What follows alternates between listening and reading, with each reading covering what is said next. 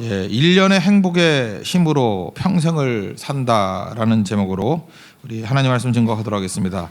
좋은 사회라는 것은 어떤 사회냐면은 약한 자를 배려하고 그들의 소리를 듣는 사회입니다. 선진국이라는 건 뭐냐? 이렇게 선진국에 가보면은 우리나라도 선진국이지만 그 약한 자들에 대한 배려가 뛰어난 나라들이 되게 선진국입니다. 장애를 가지고 있는 자녀들이 있을 때 미국이나 캐나다로 이민을 가는 걸 많이 보게 되더라고요.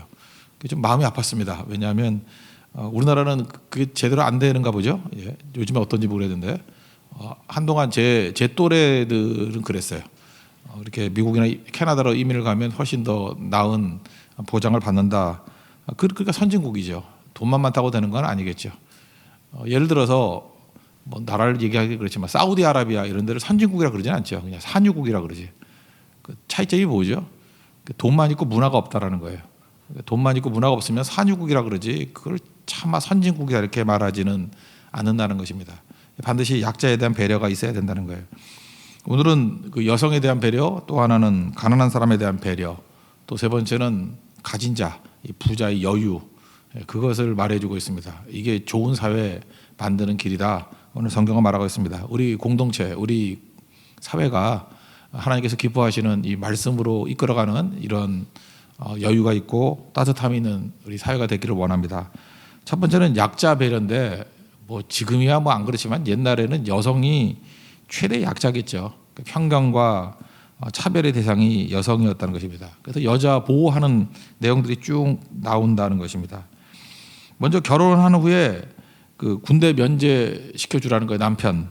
뭐 이게 제일 중요한 거죠. 5절을 보니까 새로의 아내를 맞았거든 아무것도 맡기지 말고 1년 동안 한가로이 집에 있으면서 그를 맞이한 아내를 즐겁게 하라.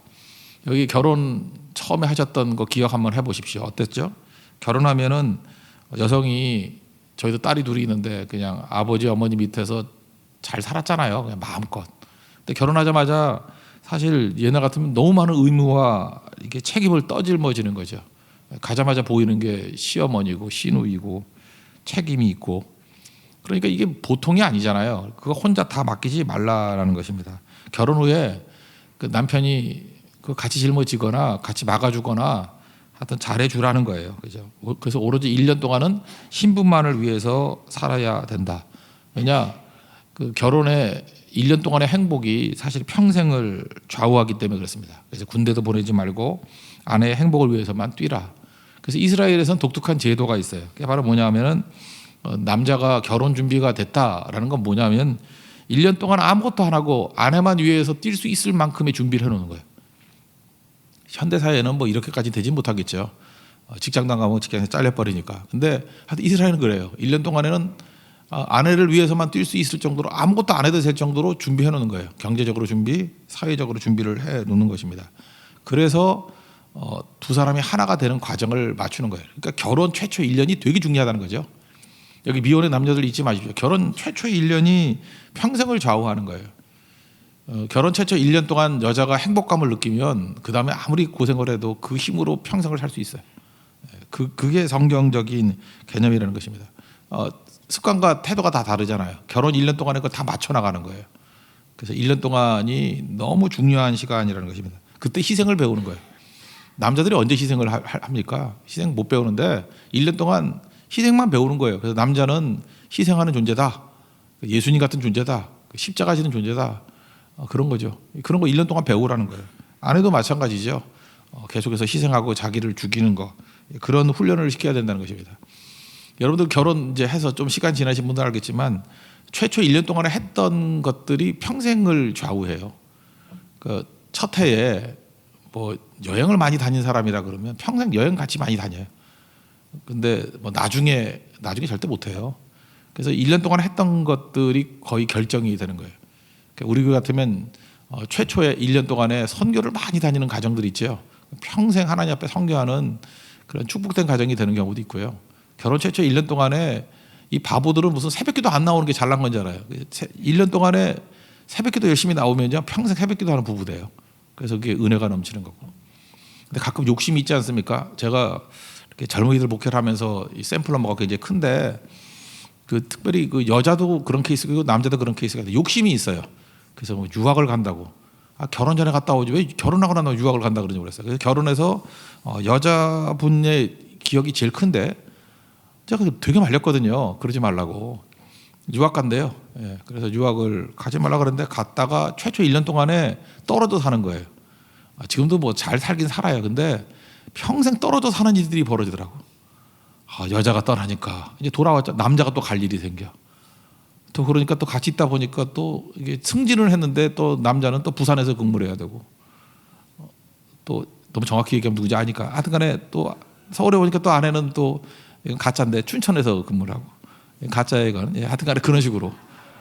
그래서 제가 이게 참 이게 문제라는 생각을 가졌어요. 그죠? 최초 1년 동안이 되게 중요한 거예요. 1년 동안에 어떤 결혼 생활을 해야 될지 틀이 다 잡히는 거예요 그때.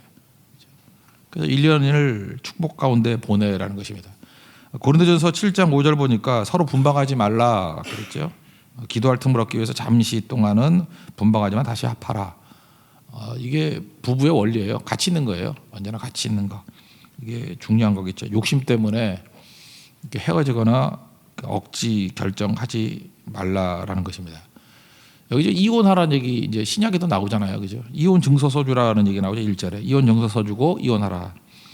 이건 뭐냐면 옛날에 남자 중에 나쁜 놈들이 진짜 많았거든요. 그러니까 여자가 싫은 거예요. 싫으면 어떻게든 이렇게 만들어낼 수 있죠. 뭐 음행했다고 조작을 할 수도 있고 막 이렇게 코너에 몰 수도 있고 그렇게 하지 말라는 거예요. 그럴 바에는 여자를 보호해 주는 게 뭐냐 이혼 증서 써줘서 합법적으로 이혼시키는 게 여자를 보호하는 거였습니다. 이거는 진짜 나쁜 놈을 대상으로 한 케이스겠죠. 그리고 이건 보호하는 거예요. 예수님께서도 마태복음 19장 7절 이하에 보니까 바리새인들이 이 구절 들고 나온 거거든요. 이 구절. 여기 봐라. 이혼 증서 써주라 그랬는데요. 그랬더니 예수님께서 19장 8절에 너희 마음의 완악함 때문에 아내 버림을 허락하였지만 본래는 그렇지 아니하다. 그러니까 원래는 뭐예요? 이혼은 정상이 아니다. 근데 그 워낙 나쁜 놈이기 때문에 하나님의 말씀의 원리는 뭐예요? 현실을 받아들이는 거라고요. 그럼 그 나쁜 놈을 그렇게 죽여버려요? 그럴 수는 없잖아요. 그 안에서 우리가 그 한 여자를 보호해 줄 수 있는 방법은 이혼증서 써주는 것이다. 그러니까 이건 적극적으로 하라는 얘기가 아니에요. 최소한도 이렇게 해야지 여자가 보호되지 않겠느냐라고 하는 얘기죠. 그러니까 이런 정신이라 그러면 시대가 바뀌면 보호하는 쪽으로 가야겠죠. 보호하는 쪽으로. 약자를 보호하는 쪽으로. 이게 되게 중요하다라는 것입니다. 그리고 이거 이혼증서 써주고 제사장 찾아가고 하는 동안에 이게 복잡하거든요. 그러니까 이혼을 너무 쉽게 만들지 말라는 거예요. 이게 우리나라도 이런 거 있죠. 뭐 이혼 숙려 기간 뭐 이런 거 있더라. 조정 기간 뭐 이렇게 가니까 뭐 한 달 있다 오십시오. 뭐 이런 거 많던데 요즘에 점점 빨라지는 것 같아요. 이게 좋아지는 게 아니에요. 빨라지는 게 뭐 좋아요. 이런 건 좀 복잡하게 만들어 줘야죠. 그래서 잘 갈 수 있도록 여러분 잊지 마십시오. 하나님께서 내게 주신 게 제일 좋은 겁니다. 현재가 제일 좋은 거예요.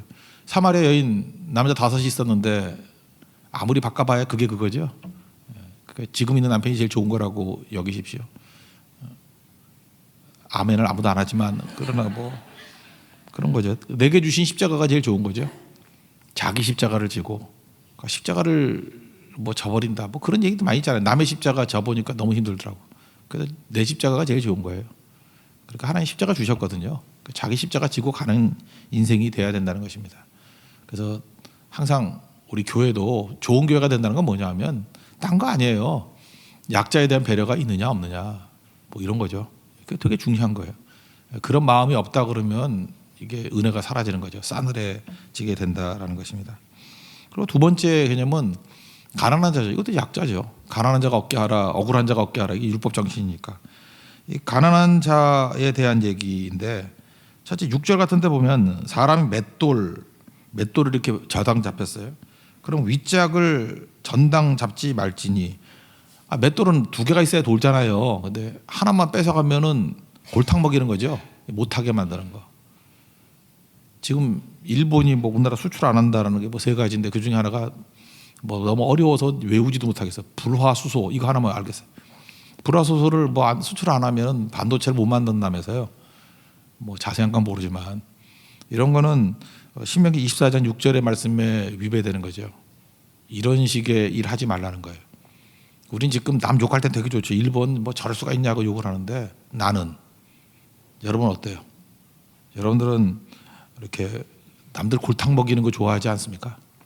뭐 이렇게 말을 하면 너무 아파할 때 막 신나하고 골탕 먹이는 거 좋아하고. 성경은요, 골탕을 아예 먹으면 먹지 골탕 먹이지 말라는 거예요. 우리 인생 가운데 힘이 주어지고 또 여기 나름대로 머리 좋으신 분들 있죠. 남들 골탕 먹이는 법을 알아요. 인생 살다 보면요, 골탕 먹이는 기회도 오고 힘도 있고 알아요, 어떻게 하는지. 참 유혹이거든요. 제가 이렇게 주변을 살펴보거나 제 인생을 살아보건데 내가 누구를 골탕 먹이죠? 그러면 하나님께서 나를 더 골탕 먹이게 만들어요. 그런 기회가 왔을 때 이건 유혹이다, 시험이다라고 생각하시고 저버려야 됩니다. 우리는 골탕 먹이는 존재가 아니라 은혜 안에 사는 존재예요. 하나님, 내가 은혜 베풀기를 원합니다. 왜냐하면 우리가 하나님 앞에 또 다시 은혜 받아야 되거든요. 용서받아야 되거든요. 내가 누군데 누굴 골탕 먹여요? 내가 용서받아야 될 게 너무너무 많은 존재인데, 그저 내가 이렇게 구원받아야 될 존재인데 누굴 골탕 먹이겠어요? 그러니까 이런 거 하지 말라는 거예요. 혹시라도 여러분의 인생 가운데 한번 생각해 보세요. 내가 지금 누구를 골탕 먹이고 있는가? 그렇다 그러면 돌려주십시오. 그리고 회개하시고, 그게 회개예요. 그리고 하나님의 은혜 받은 백성으로서 은혜를 베풀 수 있는 그런 하나님의 종 되기를 바랍니다. 그러니까 목사에게 없어서는 안 될 게 뭐죠? 어떤 데서 장난이라도 그래. 저한테 성경책을 훔쳐가는 거야. 그거 어떻게 해요? 그래서 제가 성경책에 붙여놨어요. 이거 전병훈 목사 이렇게 붙여놓고, 제가 안 갖고 와. 텀블러도 제가 밑에 붙여놨어, 이름을. 그 누가 그러더라고. 그 스티커 떼면 되는 거지. 양심의 가책을 받으라고. 그런 거죠. 그러니까 뭐 텀블러 가지고 가는 거 아무것도 아니지만, 그 예를 들어서 목사가 이렇게 설교 원고가 있다 그러는데 이걸 집어가 버린다거나 이러면 진짜 골탕 먹는 거죠. 그런 거 있어요, 비일비재하고. 제가 옛날에 그 부교육자 할 때 한 번은 그 부목사님 설교할 때 원고가 없어져 버렸어. 제가 느끼긴 그랬어요. 누가 분명히 숨겼어, 그거. 아마 그 라이벌 중에 하나가 숨겼는지 뭐 그런 느낌이 들었어요. 내 느낌이. 물증은 없어요. 심증만 있고. 그랬는데 그거 좋은 거 아니거든요. 예, 그거는 뭐 부교육자들이 많다 보니까 그런 일들이 벌어졌는데, 그걸 하나님께서 기뻐하시겠어요? 절대 그런 일 없죠. 골탕 당하십시오. 오히려 절대 골탕 먹이는 인생, 우리 교회에서는 한 명도 없는 그런 인생이 되길 바랍니다. 또 하나 또 비슷한 얘기예요. 10절을 보니까 이웃에게 구워줄 때 그 집에 들어가서 전당불 가져오지 말라. 이게 뭐죠? 인격을 상하게 하지 말라는 거죠. 자존심 상하게 하지 말라. 뭐 저당 잡힐 때 그냥 뭐 신발 신고 들어가가지고 막 물건 뺏어오고, 뭐라 그러죠? 빨간 딱지 붙인다 그러나 뭐 이런 거 하고. 그다음에 누구 망신 주는 거죠. 우리 참 망신 주는 거 좋아하잖아요. 어디 뭐 이렇게 경찰서 갈 때도 이렇게 망신 주려고 기자들 다 모아놓고 가게 만들고, 이런 것들 하지 말라는 거예요. 일부러. 그죠? 이런 것들이 하나님이 기뻐하는 게 절대로 아니라는 것입니다. 수갑을 채우더라도 수건을 가리고 그러잖아요. 그러지 않습니까? 그리고 뭐 가족들이 있을 때는 풀어주기도 하고, 배려하는 이런 인생을 살아야지. 이렇게 누구 망신 주는 거, 망신 주는 사람들은 하나님께서 진짜 개망신 당합니다. 하나님이 그거 용서하지 않아요. 누가 망신 주는 일을 하래요. 그래서 크리스찬들은요, 하다못해 전쟁을 해도 적장은 배려해줘요. 적장이 뭐 장군이라 그러면 장군 대우 해주는 거지. 그 개끌듯이 다니면서 뭐 이등병 같이 대우해주거나, 그 조롱할 수는 있죠. 그런 나라 오래 못 가요. 그거는 진짜 천박한 나라지. 문명 국가라고 말할 수 있는 게 아니겠죠. 우리 잊지 마십시오. 우리가 더 힘이 생기면 생길수록 이거 굉장히 중요한 거예요. 우리 지금 범했던 범죄가 얼마나 많아요. 뭐 동남아시아 사람들 와가지고 인종차별하고 무시하고. 그러니까 우리 코미디 나왔잖아요. 사장님 나빠요. 우리 웃잖아요. 사장님 나빠요. 그 뭐 벌써 20년 되던 얘기 아니에요? 그 외국인들이 와가지고 사장님 나빠요 하는 그 말부터 배웠대잖아요. 얼마나 나쁜 짓을 많이 했으면. 그렇다 그러면 그게 우리 민족의 죄악이죠. 우리가 회개할 줄 알아야지. 우리는 맨날 우리 당한 것만 생각하는데 더한 거겠죠. 그래서 여기 겉옷은 취하지 말라. 이스라엘의 겉옷은 이불이거든요. 이불. 그러니까 이건 밤에 자야 되는 거니까. 그래서 이 13절 같은 데 보십시오. 해질 적에 그 정단물을 반드시 돌려주라고. 왜냐하면 그 옷을 입고 자야 되기 때문에. 그래서 이렇게 막 배려를 해주면 우리 목표는 어디까지냐면, 너를 위하여 축복하리니. 가난한 사람이 우리를 위해서 축복할 때까지 하는 거예요. 이 너를 위하여 축복하리니. 하나님께서 이 축복을 기뻐하신다는 것입니다. 그리고 약자가 축복하는 인생 사십시오. 가난한 사람 여러분을 위해서 축복하는 인생을 사십시오. 반대도 있죠. 15절 보니까 그가 너를 여호와께 호소하지 않게 하라. 이 약자나 가난한 사람이 하나님 앞에 호소하는 거예요. 하나님 억울해 죽겠습니다. 저렇게 악한 자가 나를 괴롭히고 나를 갖다가 망신시키려고 그러고요. 나를 골탕 먹이고요. 나를 어렵게 만들고 있습니다. 하나님 언제까지 참으시겠습니까? 이러면 하나님께서 그놈 작살낸다는 거예요. 왜? 가난한 사람의 기도를 들으시기 때문에. 굉장히 중요한 거죠. 그 다음에 또 나오는 게 뭐 연자제 하지 말라는 거죠. 아비죄, 자녀죄. 우리나라에 지금 연자제가 있죠. 뭐 아들이 뭐 잘못했다 그러니까 아버지가 뭐 잘못했다니까 뭐 아들도 뭐 어떻게 되고. 이게 어떻게 문명 국가예요. 이게 이상한 거죠. 그렇지 않아요? 아니 부모가 잘못한 거 왜 애까지 그래요? 그게 말이 되냐고. 지금 우리는 조선시대를 살고 있는 것 같아. 지금 이게 여러분 그 근대 국가의 핵심이 뭔지 알아요? 개인의 자유거든요. 개인에게 자유를 줄 수 있느냐 없느냐. 그래서 근대 국가에 지금 이게 근대 국가의 기준이에요. 그러니까 19세기, 18세기 이때 지금 우리 그것도 못 넘어가고 있다고. 전 근대 국가잖아요. 개인의 자유, 연좌제 이런 거 하니까 북한이야 말할 것도 없고. 그러니까 적어도 이런 개념들이 여기서 나온 거거든요. 개인에 대한 자유, 개인에 대한 책임.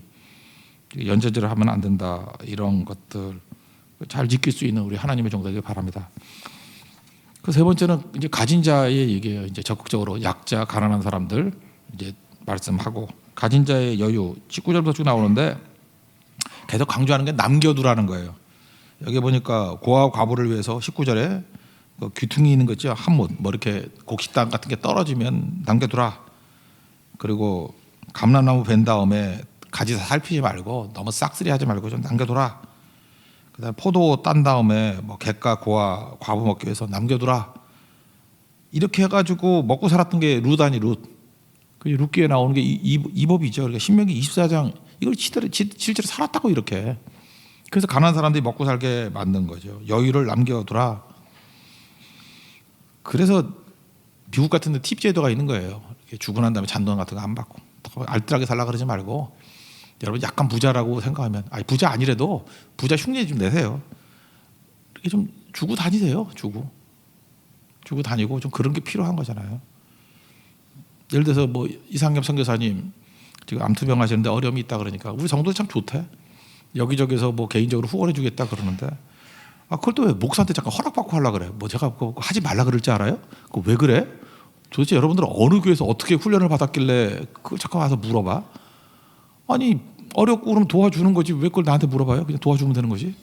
목사님이 허락받고 그러는데 아니 아픈 사람 도와주는 걸 뭘 허락받고 도와? 나 없으면 안 도울 거예요?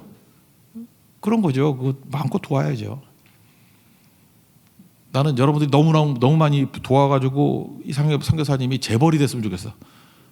정말이에요. 물론 그럴 가능성이 없기 때문에 하는 얘기지만 하여튼 그렇게 되겠으면 좋겠어요. 병든 분들 돕고 하는 그게 뜨거운 마음 아니겠어요, 그죠? 이런 것들 해야겠죠. 이게 따뜻함이에요. 요즘엔 없겠지만 그래서 그래요. 무슨 교회가 큰 교회가 되면은 이렇게 버스 같은 거 이렇게 해놓고 그냥 싹 쓸어가지고 다 싣고 가버리죠. 나는 그건 좀 문제가 있다고 생각을 해요, 그죠? 그럼 작은 교회도 어떻게 살아? 버스 다 돌려. 요즘 버스 돌리는 게 없지만 옛날에 그런 게 난 보기 싫었어요. 그죠? 제가 부교육자 할 때 거기도 버스가 있었거든. 그래서 제가 담임 목사님한테 몇 번 얘기해서 버스 돌리지 말자고. 근데 계속 제가 있을 때까지 돌리더라고. 계속. 근데 버스 돌리고 뭐 이런 거 그거 하지 말아야죠. 우리 교인 가운데도 이렇게 뭐 김포나 이런데 뭐 이사 가면 뭐 근처 교회 다닌다 그러는데 나 그거 뭐 나쁘다고 생각 안 해요. 자기가 뭐 먼데 다니기 싫어서 가까이 다니는 걸 뭐라 그래. 그 일종의 이삭죽기지, 그죠? 같이 가게 만들고 또 멀리서도 섬기고자 하는 분들은 또 와서 섬기는 거 그것도 또 더 뜨거운 헌신이고 각자 다른 거거든요. 그러니까 우리 교회는 뜨거운 성도만 모이겠죠. 멀리서도 오는 성도들. 그렇다고 또 그 가까운 게 가는 사람을 또 차가운 성도라고 말하고 싶진 않지만 그래도 차긴 차지. 차니까 가까운 데 가는 거지. 예. 그래서 결국 교회는 점점 좋아지는 거 아니에요? 뜨거운 성도들만 모여 있고 그죠? 이렇게 뭐 찬 성도들은 거기 또 찬 교회 가가지고 또 다시 뜨거워지고 그렇게 되는 거지 뭐. 미우라 아야코 그 빙점 쓰게 된 계기 스토리 이렇게 얘기하잖아요. 미우라 아야코가 원래 예수 믿고 이분 보면 성품이 좋잖아요. 성품 좋으면 특징이 뭐예요? 사람들이 막 몰리잖아요. 몰리는데 조그만 구멍가게를 했대요. 구멍가게 했더니 옆가게는 안 가고 미우라 거가 뭐랑 인상이 좋으니까 다 여기만 오는 거야. 오는데 남편하고 이제 같이 이제 가게를 하는데 사람들이 이제 필요한 걸 찾잖아요. 그래서 이것도 필요해, 저것도 필요해. 자꾸만 이렇게 물건 가지수가 늘어나더라는 거예요. 근데 미우라 아야과보다 그 남편이 더 훌륭해요. 남편이 그러더라는 거예요. 여보, 우리 이제 구색을 맞추지 말자고. 왜냐하면 우리 가게만 잘 되고 옆 가게 망하면 이웃끼리 뭐 좋냐고. 그래서 우리는 지금 가지고 있는 것만 하고 혹시라도 이렇게 우리가 없는 것 달라 그러면 구색을 맞추지 말고 우리는 없으니까 옆 가게 가라 그러라고. 그래서 서로 이렇게 분화시키는 거죠. 이 가게에 있는 거, 저 가게에 있는 게 좀 나누게. 그랬더니 사람들이 더 기뻐하면서 여기 더 많이 오고 먹고 살게 되고 자기는 시간적 여유를 가져가지고 소설 쓰게 되고 그게 빙점이래요. 그래서 뭐 세계적인 작가가 되지 않았습니까? 그리고 옆에 있는 이웃하고는 사이가 좋아지게 되고 그러니까 이웃과의 관계도 좋아지게 되고 자기는 글 쓸 수 있는 시간적인 여유를 가져서 축복의 길을 걷게 된 거죠. 그러니까 여러분들 하나님께서 우리에게 더 많이 주셨을 때는 똑같이 하는 거 아니에요. 뭐 여러분 아무 때나 가난한 사람도 맨날 공평 그러고 부자도 공평 그러고 예수 믿는 사람들이 그냥 누가 공평하대. 공평한 게 뭔데? 하나님의 축복으로 공평해지는 거지. 그냥 더 내고 살아요. 항상 내가 좀 돈 더 내겠다. 내가 회비도 더 내겠다. 내가 후원금도 더 내겠다. 유태인들이 그러고 살았잖아요. 난 더 내고 살겠다. 왜? 나는 하나님의 축복 아래 살아가는 사람이거든. 그렇잖아요. 그게 공평한 거 아니에요? 하나님의 축복으로 공평해져야지 뭐 있는 거 n분의 1을 나눠가지고 공평해지겠어요? 얼마든지 하라고. 얼마든지. 나는 하나님의 자녀이기 때문에 하나님의 특별한 자녀이기 때문에 더 낸다고. 더 부어준다고. 그게 여유예요. 하나님 백성의 여유, 더 가진 자의 여유. 그러니까 좋은 사회가 되기 위해서 우리가 해야 될 일은 뭐냐? 이거 기도하십시오. 하나님 약자를 보호하게 해 주십시오. 그 약자를 배려하는 구조를 만들고 남부로 도우라 그러지만 내가 도와야 돼요. 내가 돕고 앞장서서. 그게 좋은 사회 되는 것이고 가난한 사람 아까도 했잖아요. 골탕 먹이지 마라, 망신 주지 마라. 절대로 우리 가운데 그게 있으면 안 돼요. 우리 교회 문화 가운데도 누군가 잠깐 골탕 먹이려고 그러고 그 다음에 뭐 망신 주려고 그러고 그러면 안 되겠죠. 제가 보니까 교회 이번에도 우리 뭐 이제 교회 이제 일꾼들 뽑고 그러지 않습니까?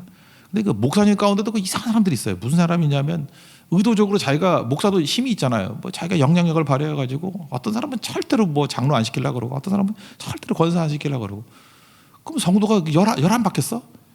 아 그렇잖아요. 목사라는 자가 저거 날 골탕 먹이려고 그러고 저거 망신 주려고 그러고 그래서 원수가 된 걸 갖고 그 목사님은 또 기도하고 있어.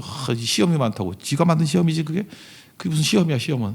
나한테도 그래봐. 나도 똑같이 그러겠지. 그러지 않아요?